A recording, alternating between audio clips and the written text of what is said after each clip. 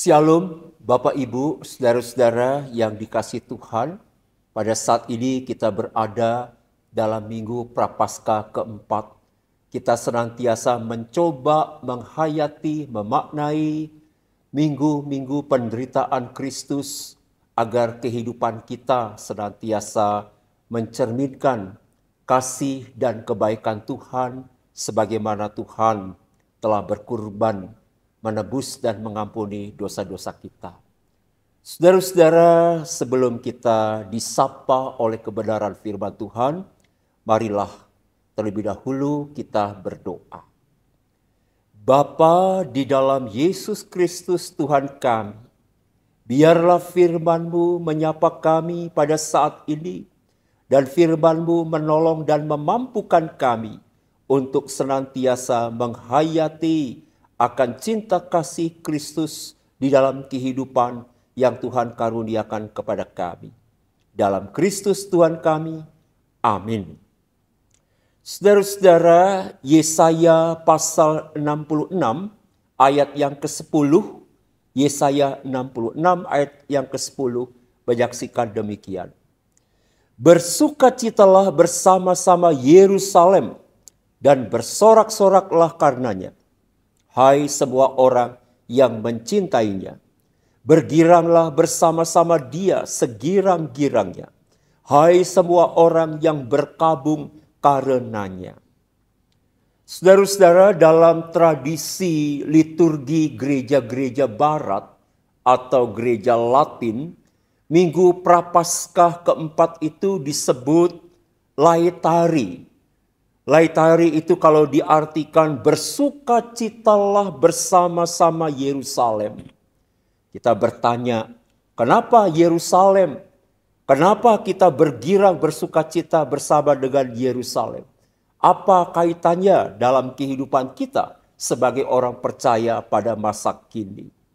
Saudara-saudara, dikatakan Laetari di dalam Yesaya pasal 66 ayat yang ke-10. Diungkapkan bahwa ketika bangsa Israel keluar dari pembuangan Babel, di mana sang nabi pada saat itu mengajak umat Tuhan untuk bersukacita, untuk bergirang, untuk bergembira, karena kabar kesukacitaan, tindakan Tuhan, penyelamatan Tuhan sudah terjadi di dalam kehidupan umat Allah pada saat itu. Sudah barang tentu, bersukacita tidak sebatas mereka sebagai umat Tuhan keluar dari pembuangan Babel.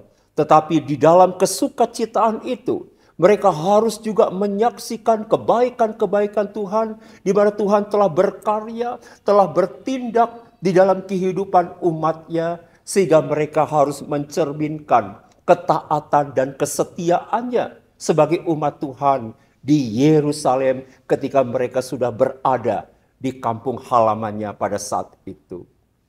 Ibu bapak, saudara-saudara yang dikasihi Tuhan, saat ini ketika kita menghayati, memaknai Minggu Prapaskah yang keempat, kita juga dapat melihat, merasakan akan cinta kasih Tuhan, kerahiman Tuhan yang kita alami hingga saat ini. Ibu bapak mungkin pernah mendengar kisah perumpamaan dari Tuhan Yesus mengenai anak yang hilang. Saya tidak menceritakan panjang lebar lagi, tentu ibu bapak sangat akrab dengan cerita perumpamaan itu. Namun inti daripada cerita perumpamaan anak yang hilang itu, kita melihat bukankah Allah dengan kerahiman, dengan cinta kasih-Nya dinyatakan kepada orang yang berdosa. Itu berarti kasih dan kebaikan Allah itu begitu melimpah. Cinta kasih Allah itu boleh dikatakan sungguh besar di dalam kehidupan orang yang dengan rendah hati, yang mau bertobat, yang mau menyesali akan segala kesalahan dan pelanggaran di dalam kehidupannya. Ibu bapak, saudara-saudara yang dikasihi Tuhan, biarlah di dalam minggu keempat Prapaskah ini sukacita kebaikan Tuhan yang kita alami itu tidak semata-mata hanya lip service, hanya kata-kata, hanya omdo atau omong doang, tapi lebih daripada itu. Kebaikan kerahiman Allah yang sudah kita terima di dalam Kristus justru mendorong kita menyatakan kepedulian, pengampunan, kasih sayang, kebaikan kepada sesama kita. Amin. Kita berdoa. Kerahiman-Mu ya Allah tak dapat kami ungkapkan dengan kata-kata. Kasih setia kebaikan-Mu yang melimpah itu, biarlah dengan pertolongan Roh Kudus menolong dan memampukan kami untuk membagikan cinta dan kasih setia Tuhan kepada sesama kami yang lemah, yang terpinggirkan, yang tiada berdaya. Kami serahkan semua ini hanya dalam nama Yesus Kristus Tuhan kami. Amin.